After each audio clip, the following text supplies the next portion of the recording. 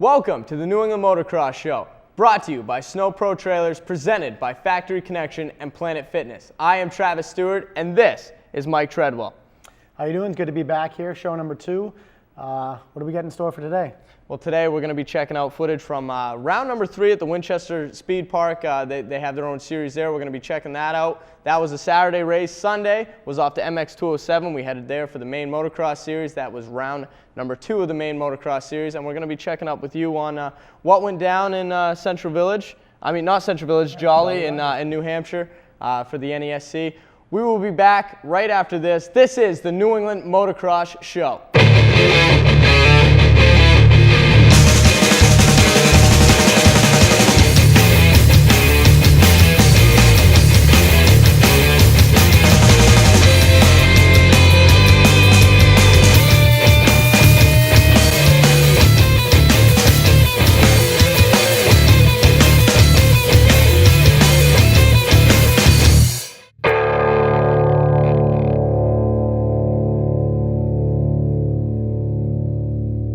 Welcome back to the New England Motocross Show presented by Snow Pro Trailers. We're going to head straight to round number 3 of the Winchester Speed Park Series in Winchester, New Hampshire.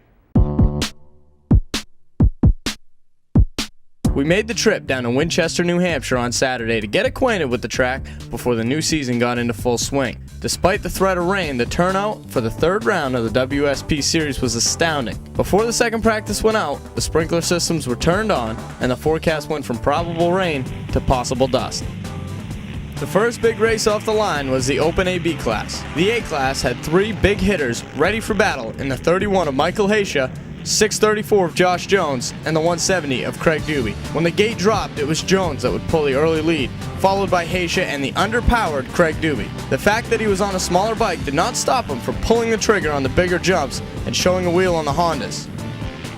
Jones would make a mistake early in Moto 1 and hand the lead to Haysha, and as we have learned from the past, when Haysha sees an open track, he can usually check out.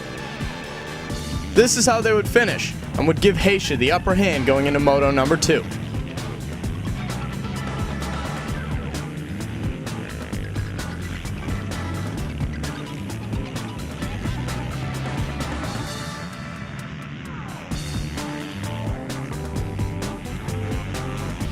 As the second moto got underway, Josh Jones saw the same opening as he did in the first, and again, Doobie worked hard with what he had to pull close to the 2. After a few laps, Jones fell to the pressure once again and went down, handing the lead to Haysha. The last laps of this moto saw the 31 checking out and stealing the room key, while Doobie got to throw some big whips and take second overall. The Open B class was a showcase of the amateur talent coming through the ranks right now. Virtually unseen by our cameras until this race, the number 26 took the coverage and did wonders with it, working hard to get away from the 641 of Dylan Mallow. This race ended quick for Mallow with some bike troubles in the back section. He would return second moto to get a second and end the day with a 10th overall. This left Jay to deal with the 152 and the 860 rides. After another lap, the 860 went down in a corner and struggled to get his bike going again. In Moto 2, we saw a carbon copy of Moto 1, only this time Jay had to fight till the end to win this one because Mallow's bike was geared up and ready for war. This was an exciting battle that ended with the number 26 taking the overall with a 1-1. Today's been awesome. Won every race so far. I had a fight for it in 2 races, but had a lot of fun, and track's mint, especially after racing in the pure mud last weekend. Super Mini was an interesting race. The overall would go to Chris Lash, the number 711, who was actually a B rider that showed he had some speed by beating a few A riders. In Moto number 2, he would lead from start to finish with a ton of confidence, making a mistake-free charge to the checkers. Behind him, James Disher rode consistent. James Disher is the subject of our Factory Connection weekly featured rider. Hi, my name is James Disher, number 911. I ride for Columbia Motorsport.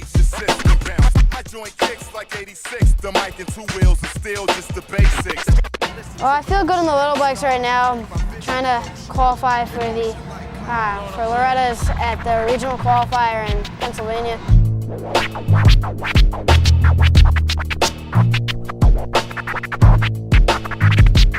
Doobie proved to the haters out there that when he's on a matching bike, he's not to be touched. The 125A class was his from start to finish.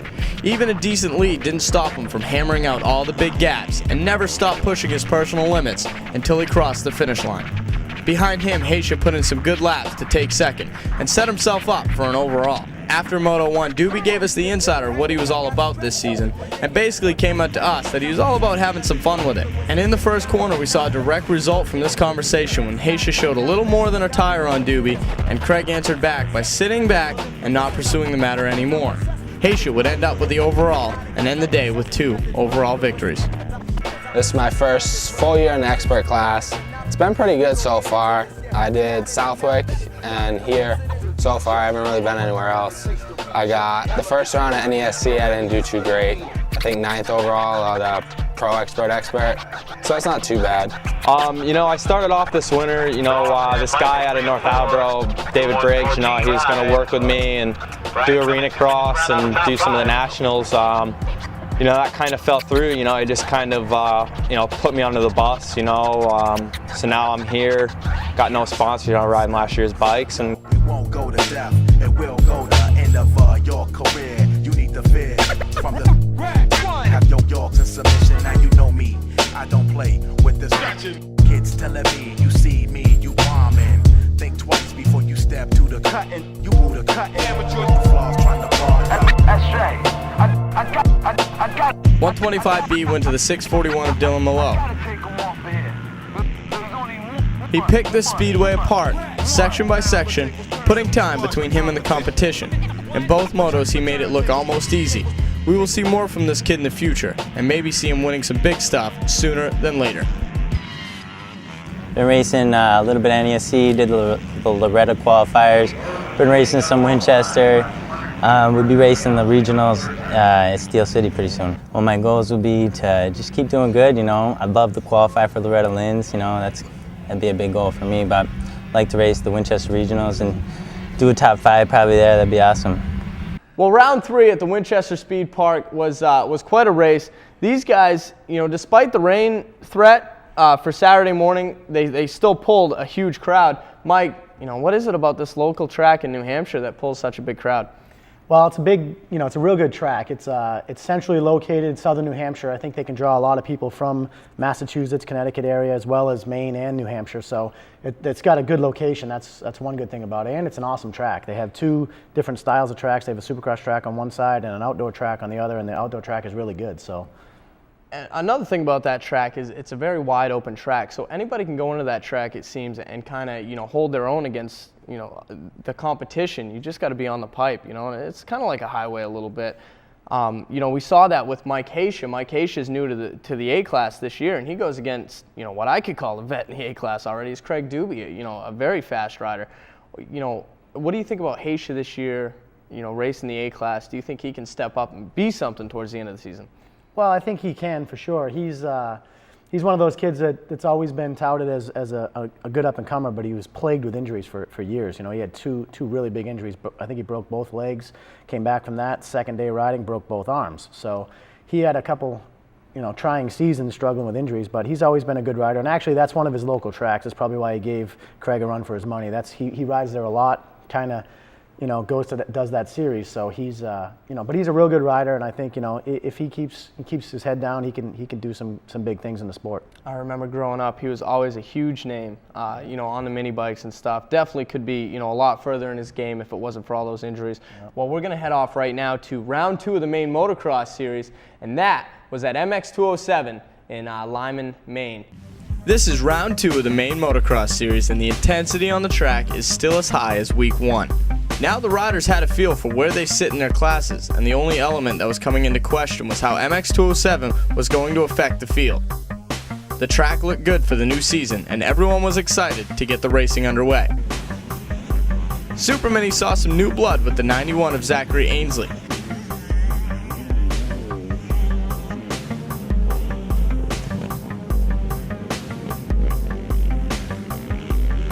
Dana Albert was in tow for both motos, but didn't have the speed to catch him. Ryan Maloney would take advantage of the absence of Zach Williams to put himself on the podium with a 3rd overall. Zach chose to run the 85A class on this day and showed Ainsley that he was not the fastest mini rider at the track. It was good to see some new riders on the podium though. There was no doubt that Sean Jenkins had a good winner off because he came back into his first 08 race with a ton of passion that would give him the 1-1 sweep in the 250A.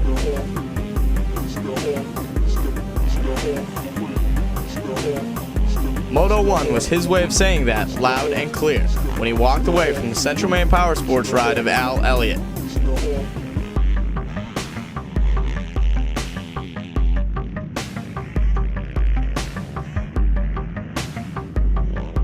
Moto 2 would be a different story, however, one that saw Jenkins going down hard in the first corner.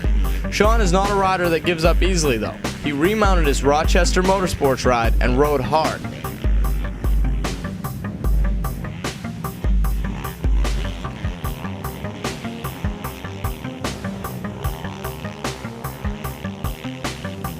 On one of the later laps, Elliott would fall in a corner and hand the win back to the 630. We talked to Sean about the new year. Well, I obviously got on a team with Rochester Motorsports, have been helping out. So far he's doing pretty good. Hopefully to win some races, especially in NESC. I'd like to be up front. Of course I have goals, but we'll see how it goes. I could get in better shape. 250B was a good race for those that know Brett Hurd. Brett is a big talent in a small package. He was shown how to win in the first moto when Kozak pulled the lead on him and never gave him a shot at the win.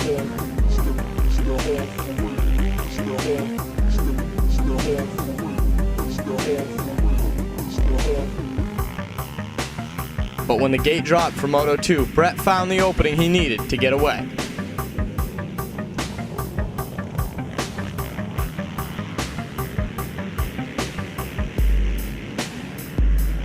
Brett laid down some fast lap times and managed to get far enough away so that the only pressure he felt was on the last lap when Kozak finally got close enough to see the 424. I got the whole shot, and he got like a third start. I was pushing the whole moto. It was only 4 laps, but it felt good. I won. Ryan got me into the sport. He's always been way better than me. He's definitely like top 3 amateur rider around here, and my goal is to beat him consistently this year. I've been working hard on it for the last couple of years. He's my goal. I want to beat him bad. Youth A was dominated by the 421 of Ryan Kozak, who put plenty of real estate between him and Dana Gray. Ryan looked good after a hard crash preparing for the 08 season at a practice in Massachusetts. This was his first time back on the bike, and from the looks of it, he's ready to win some races. His major goal for the new year, show New England that Jimmy Dakotas is not the best B rider in town. That will leave plenty of work for the 421. Youth B was won by the 256 of Chris Lunt, who is finally coming into his own on the big bike. You can tell he's accustomed to the competition that the B class offers, but hasn't yet learned how to pilot the 4-stroke to consistent wins. After this weekend, his confidence will be through the roof, and there's no doubting he'll be ready for Bull Run this coming weekend. 125B was won for the record books. Before the gate even dropped, we saw names on the line we haven't seen in a while, including the 86 of Devin Fredericks. We knew after week 1 that Myrick was a huge force to be reckoned with, and the first round winner of Alex Murphy was unable to attend. The only thing on the plate for Casey to deal with was the 421 of Kozak. He was most definitely the force to beat out on the track, and it wasn't long before he took the lead and began to march away from the pack. It seemed as this one went on that there was nothing Myrick could do but sit back and rely on the consistency he possesses to land in a second.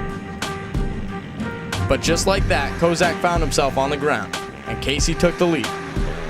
With little laps remaining, Frederick would take second, leaving Kozak in third. Before the second moto, we got some predictions on what we might see going into the last races. Pin it to win it to the first corner, but he's going to get it instead. I'm going to win, I hope. That's what I'm going for. If you ain't first, you're last. Get the whole shot, hit the first corner, first place, and try to hold it the whole way. Gate's going to drop. I'm going to get the whole shot and get the checkered flag first, making me the winner. I should be able to take this one. I'm going to go for the whole shot. Anything could happen. Could get taken out front tire, could get the whole shot and win it. You never know. You just got to run it. I'm going to win. Get the whole shot and probably beat all the experts and everybody else. Dude, I think I'm just gonna Bubba scrub the 105 and then just check out for the victory win. I'm either gonna stall or crash in the corner. When the second moto came off the line, it was all Kozak, who did just what he did in the first moto, minus the crash. But all Casey had to do was finish second in this one, to take the overall win, and he did so easily. Third would go to Kimball, who has raced very well so far in 2008. All bets were off when the 125A guys took to the track. Jenkins, fresh off a moto win, had all the confidence to pull a hole shot and try to get away from the 34 of Elliott.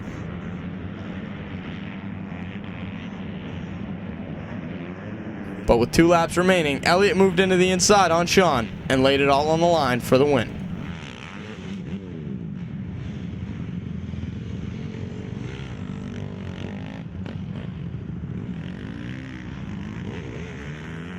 The move would give the win to Al, and the frustrated Sean Jenkins would go back and try to prepare himself for battle in Moto 2. Here's both riders' takes on what went down after the whoops. I just think he came in a little harder than he wanted to. He kind of took me out. But, you know, I'm over it. I was a little angry at first, but like I said, rubbing's racing. Coming together with Jenkins, I was coming through the whoops and I was on the left-hand side right behind him.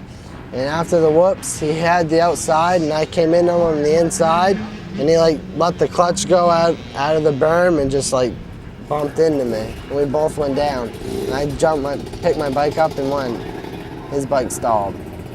In Moto number 2, Al would get another shot in an overall when he pulled the hole shot. He led a good portion of this race, not letting Jenkins get a wheel on him. But for the second moto in a row, Al cracked under the pressure and handed the win back to Sean, who was unable to seek his revenge on the 34. Look for some animosity between these two in the races to come, because everyone is on the track for one reason: to win. Well, MX 207, we saw a lot of great racing, and obviously the best race of the day was probably between Al and Sean Jenkins in the A-Class. You saw the takeout. Yeah. Everyone saw the takeout. You know, Al kind of decided that it wasn't all his fault. It was more Sean's. We heard that from the interview. What's your take on that and racing overall, where these guys are coming together more often? Yeah, I mean, well, it happens, in racing. It happens. I mean, I think Al pushed the envelope a little too much in that situation. I know that turn in particular is really tight S turns, one line. It's really tough to make a pass there, and that's the only outcome I think that can happen if you come in that hot on somebody in that turn. I mean, you have to be a little more patient. Last lap, all right, go for it. But there was still a few laps to go. He probably could have set something up a little bit different. But that's racing. That's the way it is. Yeah, I mean, Robin's racing, but like Sean said, he didn't see it coming because it was it wasn't the last lap. He's not looking to get taken out. You said something happened this weekend at the NESC in Jolly between Marshall and Morrison, right? Yeah. I didn't see it. I was out in the moto with him racing in the moto. I didn't see it, but I heard a couple different perspectives on it, so to speak, and Robbie, I guess, took him out really, really hard. They were going for the same corner, and Robbie didn't back off, and neither did Jake, and boom, they were down in a heap. Well, not Robbie. Jake ended up on the short end of the stick, and he was down in a heap. So, I mean, it happens all the time. It's an adrenaline thing. I know I've been there. Obviously not at the level that you guys are at, but it's adrenaline, and it gets going, and you have to do what you have to do to walk away with a W. Well. One of the big B riders that showed up was Kozak, fresh off injury. He basically got to talk to him real quick, and he said his main goal this year was to go after the number 3 of Jimmy Dakotas, and we saw Jimmy Dakotas last week. Jimmy's unreal right now. What do you think he has to do to catch Jimmy?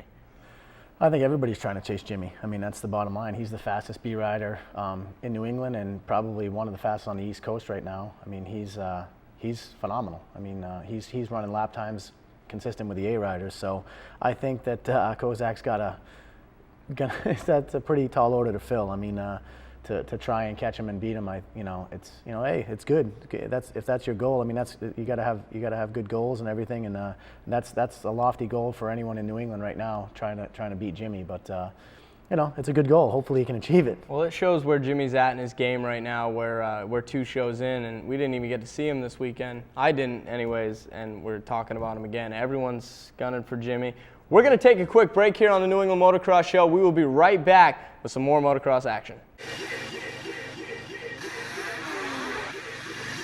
They did a lot of Colleen like this really mean person and she's really strict, and it's really not about being mean and stuff. They're really out to help you with all your mistakes and try to shine in the parts that you're not doing so well in, and it's a really good experience. I'm enjoying it a lot. Tired of hearing the word no? Casco Bay Ford's Alternative Credit Department will work with you and your credit situation. Recent bankruptcy, past repossessions, divorce, slow pay, charge-offs, no problem. Let Casco Bay Ford help you get your credit back on track and get you reliable transportation from our great selection of new and pre-owned cars and trucks with the best warranty in the business. Don't let your low credit score lower your standards. Come to Casco Bay Ford's Alternative Credit Department and get the second chance you deserve. Call us today or visit our website, where the only no you should hear is no problem. Welcome back to the New England Motocross Show, brought to you by Snow Pro Trailers, presented by Factory Connection and Planet Fitness. Mike, give us a quick rundown of what happened this weekend in Jolly Rogers in New Hampshire, NESC racing. We didn't get to go down because we were at the main Motocross Series race in MX 207, but we got Mike here. He was there racing all weekend long. What happened? Well, John Dowd made an appearance. He hasn't been racing NESC this year. He took the winter off, and he came back in dominating fashion. I mean, he won all 4 pro motos.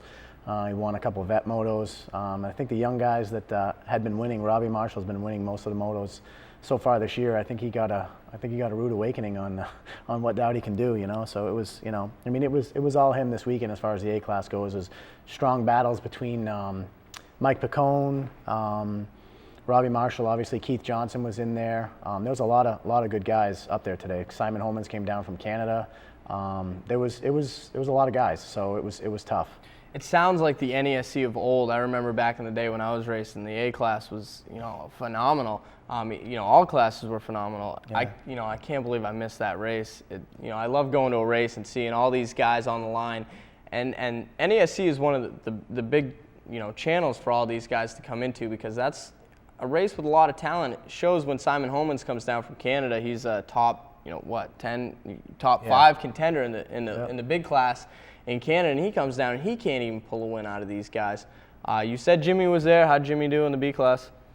He dominated the B class again. I mean, he's he didn't even get a good start in one moto that I watched, and he was leading by the end of the first lap. He's in a class by himself right now. Those other guys are going to have to work hard to get up to his pace. I mean, he's been working hard. He's got good equipment, so he's a force in the B class. Unreal. Well, next weekend we're going to be off to the Maine Motocross Series race number 3 in Bull Run. That's going to be in Maine. Mike, is there an NESC next weekend? I think there is in Central, right? Central Village, Connecticut next weekend. There's also a Winchester race, 2 days at Winchester, Saturday, Sunday, and then the main motocross series at Bull Run too. So there's a lot of racing next weekend. And I believe that the Saturday race is going to be a Supercross race in Winchester, New Hampshire. A-Riders pretty much come in for free. They're trying to pull A-Riders there, come in and try and win some money, and they really do gear that towards the bigger bikes. So if you want to see a show on Saturday, go to the Supercross in Winchester, New Hampshire. You can check that out on winchesterspeedpark.com. Also, the NESC in Central Village, they have a website. You can go check that out. And then Maine Motocross Series, they have a website as well. You can just go on Google and search for these guys, and you can check out where the races are at, so go check it out. We're going to take a quick break, and we're going to come back with Craig Doobie real quick, talking about what's going on in the next couple of weeks. We will be right back on the New England Motocross Show. Yeah, this week we're working on, we really work on the basic overall technique, try to improve the riding style. There's a lot that we do this week that goes into it to try to get these guys to the next level. Welcome back to the New England Motocross Show. We're sitting down with Craig Doobie right now, one of the local fast guys, along with Mike Treadwell. Just giving you, a quick insider of what's going on with Craig Doobie. Craig, you've kind of had a rough springtime with some injuries, broken ribs and stuff. Tell us what's going on. Yeah, the first Southwick race for NESC, I came together with Jake Morrison for a second corner, actually. He ended up falling in front of me and actually got run over by some riders. But yeah, since then I kind of been, just trying to come back from that and, trying to take my time, not really rushing anything. I want to do a couple nationals coming up, like Mount Morris, and I don't know how much I'm going to do. I'd like to do some of a couple rounds of Canadian motocross, and other than that, just have some fun with it, do some NESC. You gonna try hitting the first 2 Canadian ones, or you don't know I'd yet? like to, yeah. But I don't really know right now. So.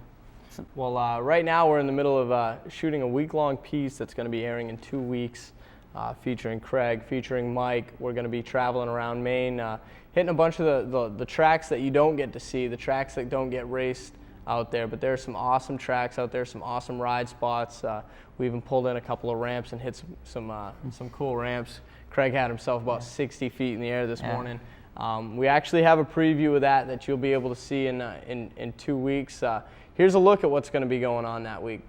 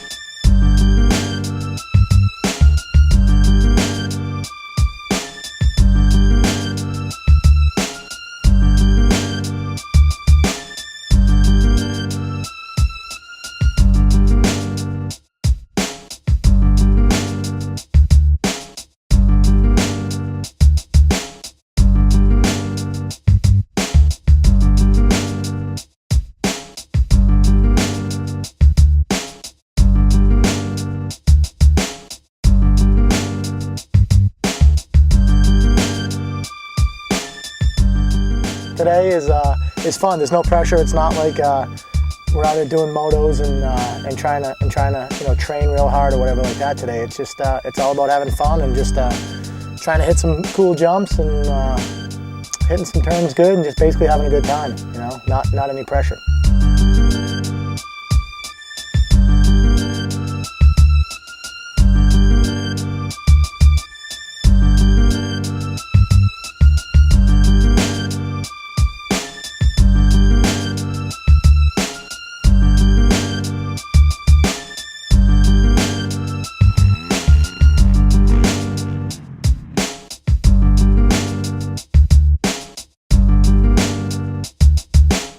I don't know, just intimidating, crazy. Like, you don't even realize that you're going that fast, and you were looking back at them like 2 years ago when they're on the line and like out on the track, and they're just like ripping it up, and you're like, oh, I want to beat them, I want to stay with them, that'd be sweet. And then all of a sudden it happens. It's weird.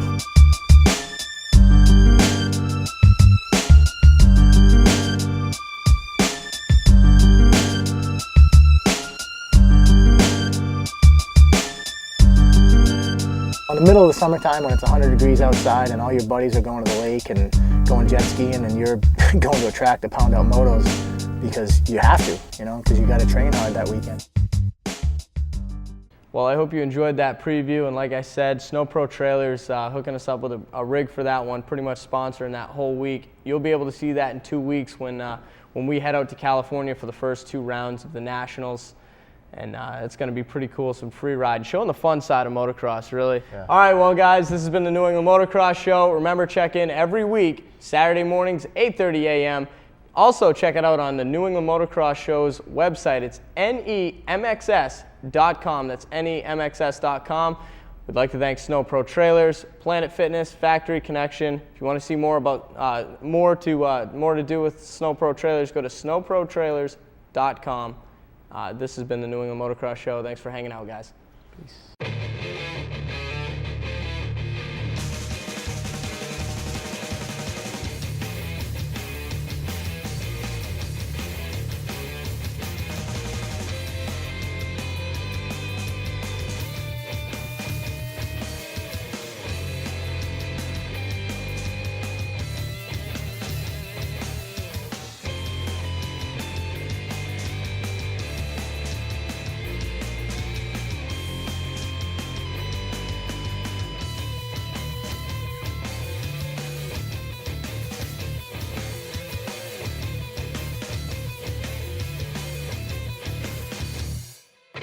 You guys done? Let's roll out.